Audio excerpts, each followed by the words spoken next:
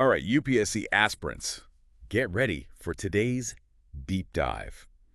We are ripping this one straight from the headlines, and trust me, this is one topic you do not want to miss. This one's going to be good. We're talking about the Dunki Route. Dunki Route. Yeah, it's a clandestine migration network that's landed over 100 Indians in hot water with U.S. immigration. Recently, yeah. Recently. Huge news. And guess what? What? This issue is practically begging for a UPSC question. Oh, absolutely. Whether it's prelims Or prelims. or mains. Mains, yeah, this is a big one. Big one. What I think is so fascinating about this Dunki Route is that it's not just some news story. It's like a textbook example Yes. of how all these seemingly different topics, Yeah. international relations, migration patterns, Internal security. internal security, even economics are all kind of tied together. Exactly. And for those of you hitting the books, we're pulling our intel from a fantastic piece in the Indian Express. Great source. So let's start with the basics. What exactly is this Dunki Route? Right. I mean, the name itself sounds kind of shady, like something out of a spy thriller. Well, it kind of is. Dunki, or sometimes you'll hear Dumpy Journey, Okay. refers to these long, risky, and often illegal routes that migrants will take to reach places like the U.S. Okay. It's all about bypassing those legal channels, Right? often because someone might lack, proper documentation, Yeah. or sometimes they simply can't afford the official routes. So it's basically a gamble It is. with incredibly high stakes. Huge states. The article mentioned a recent deportation of 104 Indians from the U.S. Yeah, I saw that. who had used this route. Ah, And get this, some folks reportedly paid upwards of 1 crore rupees to these agents. 1 crore. That's a staggering amount of money. It's unbelievable. Imagine putting your life savings and your future on the line like that. It really is a testament to just the desperation that drives many to undertake these perilous journeys. Yeah. You think about it, they're not just risking their finances. They're risking their freedom, their safety, even their lives. Yeah. And for many, Yeah. that journey is just the first hurdle. Oh, yeah. Then they face the constant threat of detection and deportation.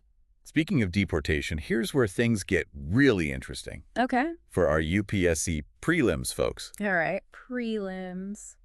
You might assume that deportations from the U.S. mainly involve Latin American countries. You would think so. Right. But the data tells a different story. It does. India actually ranks among the top countries facing deportations from the U.S., Really? even surpassing China. I would not have guessed that. It's true. Wow. So Okay, so India is a significant source of unauthorized migrants in the U.S. it is. Interesting. And the reasons for deportation Yeah, vary widely, of course. from criminal convictions Mhm. and public safety concerns Right. to simple visa overstays. Oh, so all sorts of reasons. All sorts. Wow. So let's get into the nitty-gritty of how this Dunki network actually operates. Let's do it. The Indian Express article Yeah. breaks down the Delhi police's analysis. Okay. And it paints a pretty complex picture, Yeah. almost like a spider web Yeah. of routes and connections. I can imagine. So can you walk us through it? Okay, sure. So picture a map Right. with multiple paths, all leading to the same destination. Mm-hmm. Some migrants start with a visa on arrival in a seemingly harmless third country, Okay. and then they'll try to cross borders illegally. Got it. Others might obtain fake Schengen visas Okay. to enter Europe and then attempt to reach the U.S. through Central America Okay. or the Caribbean. Wait, back up a sec. Oh, yeah. For those of us who need a quick refresher, Absolutely. what exactly is a Schengen visa again? Oh, right. Yeah. I feel like I've heard the term, Yeah. but can't quite place it. Yeah. So basically, it's like your ticket to a European adventure, Okay. but with some limitations. All right. The Schengen visa allows you to travel freely within 26 European countries Wow. for a maximum of 90 days. So it's fantastic for tourism. Right. But here's the catch. Okay. It doesn't give you the right to work. Haha. And that's precisely the loophole Okay. these Dunki operators exploit. I see. They use the Schengen visa as a stepping stone, Right. a way to get their clients into Europe Yeah. from where they try to sneak into the U.S. So it's all about exploiting those gray areas in the system. Exactly. Clever, Yeah. but incredibly risky. Oh, for sure. The article also mentions this route that goes through Malaysia, Okay. Bangkok, and then Mexico. Mm-hmm. And there's even this terrifying part about crossing the Darien Gap, Oh, yeah. this notoriously dangerous jungle Right. between Panama and Colombia. Uh, I mean, we're not just talking about a legal gamble here. No, This is correct. life or death stuff. It is, and this is where the ethical dimension of the Dunki Route really comes into focus. It's not just about, bypassing immigration laws. Right. It's about the potential for exploitation, human trafficking, and even loss of life. Yeah. These journeys are so often fraught with danger. Yeah.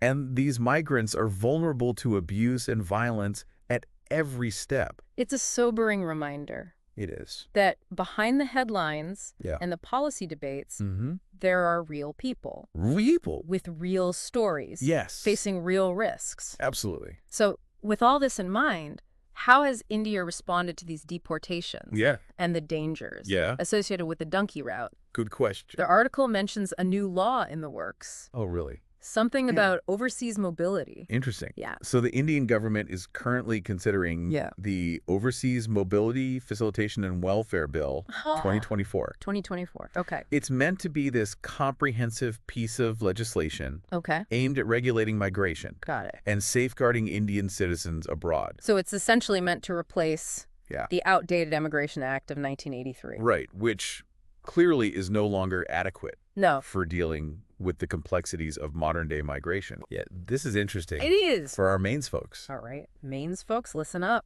Think about how this new bill could be analyzed in an essay on India's evolving approach to migration management. Great point.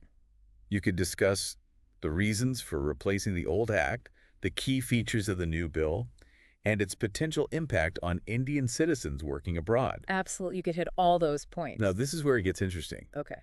This new bill isn't just a reaction to the Dunki Route. Right. It's part of a larger trend of India recognizing the significance of migration in a globalized world. I see it. And speaking of global trends, Yeah. remember that mind-blowing statistic from the World Migration Report 2024? Oh, which one? The one about India receiving over $111 billion in remittances? Oh, yeah. Yeah. The highest in the world. That was a big one. Yeah, I remember thinking, wait, what? It was pretty shocking. It seemed almost counterintuitive. Yeah. India is the largest source of international migrants, yet it's also the biggest recipient of remittances. Right. It's like a massive economic loop. Exactly. It really highlights just the complex interplay of migration, economics, and development. Right. While many Indians seek opportunities abroad, Yeah. their ties to home remain strong, Mm-hmm. not just emotionally, but financially as well. Yeah. And those remittances play a crucial role in supporting families, Right. boosting local economies, and contributing to India's overall development. Okay, so we've got this massive outflow of migrants, Right. this massive inflow of remittances, Yeah. and now this new bill that's trying to regulate it all. Wow. It's clear that migration is a key issue for India, It is. and it's only going to become more important in the years to come. Absolutely. And this brings us to another crucial piece of the puzzle, the H-1B visa issue, Oh, yeah, that's a big one. which has become a major point of contention in India-U.S. relations. It's a topic that frequently pops up in UPSC exams, It does, so it's essential to understand the nuances. for sure. Welcome back, UPSC hopefuls. We're diving deeper into the world of the Dunki Route deportations and the H-1B visa landscape. It's crazy how one story about illegal migration can lead us down this rabbit hole You know, right? of global economics, Yeah. geopolitics, Mhm. even ethical dilemmas. It's a lot. Who knew the Dunki Route was such a Pandora's box? And that's exactly what makes this such a crucial area of study for anyone aspiring to join the civil services. Oh, absolutely. The UPSC isn't just looking for you to memorize a bunch of facts. Right. They want to see that you can connect the dots, Yeah. analyze complex situations, and think critically about global issues. Okay, let's pick up where we left off, the H-1B visa conundrum. Okay. We talked about how Indians have been the biggest beneficiaries of this program, but with the political climate in the U.S. getting kind of stormy, Yeah, a little bit. it sounds like things might be changing. They might be. What's the current situation? Well, the H-1B visa has always been a hot potato in U.S. politics. On one side, you have those who argue that it brings in much-needed talent, Right. boosts the economy, helps fill crucial skills gaps, Especially in tech. especially in tech and engineering, yeah. And then on the other side, On the other side, you have the critics Right. who worry about American jobs being displaced, Mhm. wages being driven down, Yeah. and the potential for exploitation of foreign workers. So it's like this classic It is. economic tug of war Exactly. with both sides pulling hard Yeah. and no easy answers. Nope. But why is this particular visa program such a big deal for India?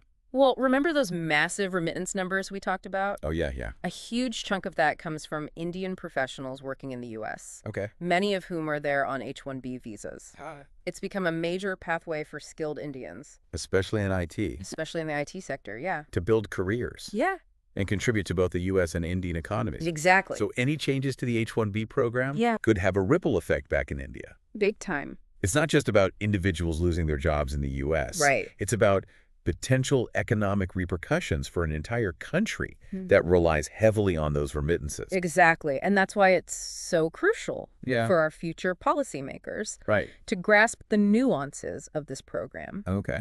The H-1B is a non-immigrant visa, meaning it's temporary. Okay. It's initially granted for 3 years, extendable up to 6. Okay. But after that, Yeah. it gets tricky. So it's like a ticking clock. It is. For those on H-1B visas, For sure. they either need to secure permanent residency, Yeah. the elusive green card, Right. or face the prospect of packing their bags Yeah. and heading back home. And with the current political climate in the U.S., that uncertainty must be incredibly stressful. I can't even imagine. It's a major source of anxiety for many Indian professionals in the U.S. I bet. And it brings us to, I think, a crucial insight for UPSC aspirants. So what's The impact of domestic politics on international relations. So- The rise of anti-immigration sentiment in the U.S., Yep. which we saw play out in the 2024 election, Right. has had a direct impact on immigration policies, Including H-1B. including the H-1B program for sure. Okay, so let's connect the dots here. Right. We have a significant number of Indians relying on H-1B visas to work and live in the U.S. We have a tightening of immigration policies, Yeah. potentially making it harder for those individuals to stay. Right. And we have a substantial flow of remittances back to India, which could be affected if those professionals were forced to return. A lot of moving parts. It's like a domino effect, Yeah. with each piece impacting the next. Exactly. It's a complex web of interconnected dependencies. Right. And for UPSC preparation, this highlights the importance of not just understanding individual policies, Right. but analyzing the broader context and the potential chain reactions and the impact on multiple stakeholders. So it's not enough to just know the facts about the H-1B program. No. You need to understand how it fits into the larger puzzle of India-U.S. relations, Right. global migration patterns, Yeah. and even domestic political trends. It's about seeing the forest and the trees. Exactly. Now let's delve into the arguments on both sides of the H-1B debate. Okay. It's a topic that often generates strong opinions, I bet. and it's important to understand the rationale behind those viewpoints. Okay, let's start with the pro-H-1B side. Okay. What are some of the key arguments they make? Well, proponents argue that the program is essential for attracting the best global talent, Okay. which drives innovation and economic growth in the U.S. Makes sense. They point out that many H-1B visa holders end up starting their own companies, Wow. creating jobs for Americans in the process. That's a win-win. It can be. And they emphasize that the program helps address critical skills shortages in specific fields, Especially STEM. particularly STEM fields, yeah. So it's about maintaining America's competitive edge It is. in a globalized world. Right. But what about the other side of the coin? Okay, so the other side. What are the concerns raised by critics of the program? Well, critics often argue that the program is used to replace American workers with cheaper foreign labor, Okay. leading to lower wages and job insecurity for U.S. citizens. Yeah, that makes sense. They also raise concerns about potential abuse of the system, Okay. with some companies allegedly exploiting foreign workers by paying them less than their American counterparts. That's a serious allegation. It is. Are there any safeguards in place to prevent such exploitation? There are. The H-1B program has specific wage requirements Okay. to ensure that foreign workers are paid the prevailing wage for the occupation Got it. in their area of employment. Okay. There are also provisions to protect H-1B workers from discrimination and retaliation.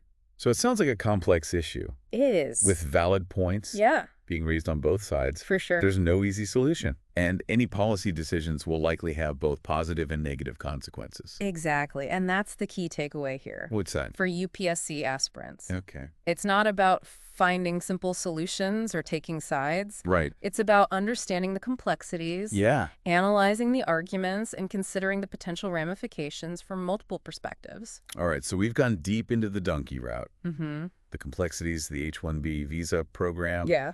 and the impact of domestic politics on international relations. Right. But there's one more layer we need to explore. Okay. The bigger picture of migration in a globalized world.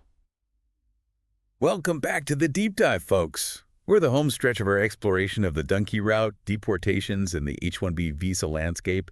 And remember, all of this is prime fodder for your UPSC preparations. We're talking potential essay questions, current affairs analysis, maybe even a tricky prelims question thrown in for good measure. Indeed. And as we kind of shift our focus to the broader implications of these issues, Yeah. it's essential to consider the global context. I mean, we've been laser focused on the U.S., Yeah. but migration is a worldwide phenomenon with interconnected trends that just ripple across borders. Absolutely.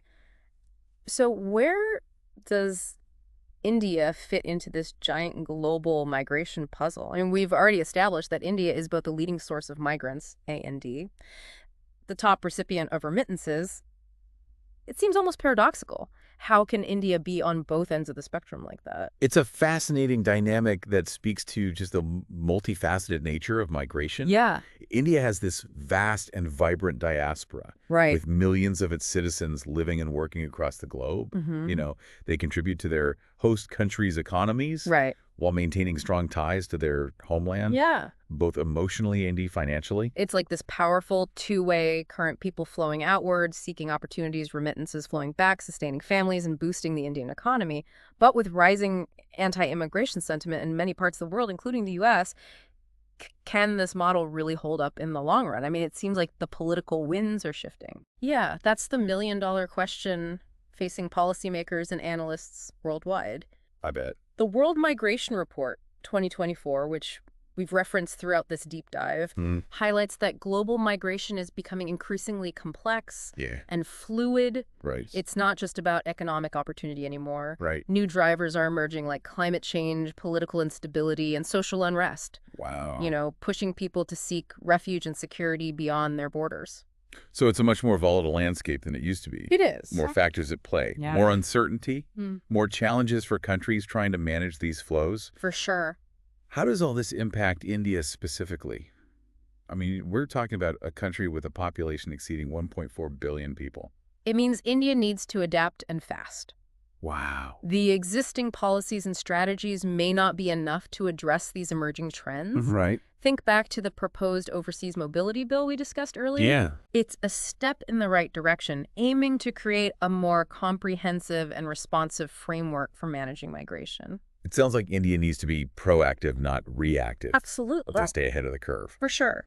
But beyond just policy, what does this all mean for Indian talent in an increasingly globalized world? I mean, we've talked about the challenges, but are there opportunities hidden within these shifts as well? Is there like a silver lining to all this?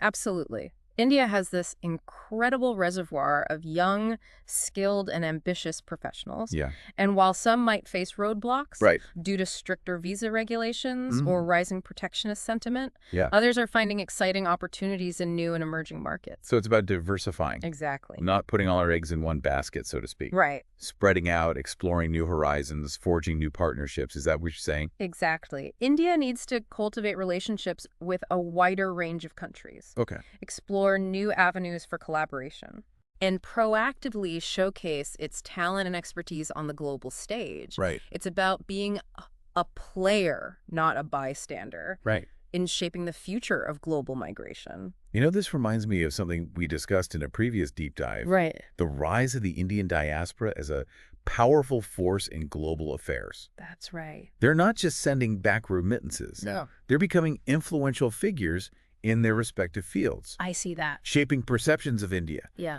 bridging cultural divides, Yeah. and fostering stronger ties between nations. That's a crucial point. The Indian diaspora is a tremendous asset. Yeah. And harnessing its potential is key to India's success in a globalized world. Right. They're a bridge between India and the rest of the world, Yeah. facilitating trade investment, cultural exchange, and even diplomatic initiatives. It makes you think about India's role on the international stage. We've seen India become more assertive in recent years, We have. taking a leadership position on global issues like climate change and sustainable development. Could this new wave of migration with its challenges and opportunities actually strengthen India's global standing? It certainly has the potential to do so. Wow. By effectively managing its own migration flows, nurturing positive relationships with its diaspora, and strategically promoting its talent and expertise globally, India can position itself as a force to be reckoned with in the 21st century. It's about leveraging migration as a tool for development diplomacy and global influence. That's a powerful thought. So as we wrap up this deep dive into the Dunki Route and its far-reaching implications, Yeah. what's the key takeaway for our listeners, especially those burning the midnight oil for the UPSC exams? The key takeaway is this migration is no longer a side story. Right. It's a central theme in global affairs, Yeah. shaping economies, influencing politics, and even impacting security. Wow. For UPSC aspirants, this means going beyond rote memorization Boy. and developing a deep understanding of the forces driving migration, the challenges it poses, and the opportunities it presents, especially for a country like India. Well said. We've covered a lot of ground today, from the nitty-gritty of visa policies to the broader trends shaping global migration. A huge shout out to the Indian Express for their insightful reporting on the Dunki Route. We'll link to the article in the show notes, so be sure to check it out. And to all our listeners, keep exploring, keep questioning, and most importantly, keep learning. If you enjoyed this deep dive, hit that subscribe button and leave us a comment. We love hearing from you. Until next time, happy studying and best of luck with your UPSC journey.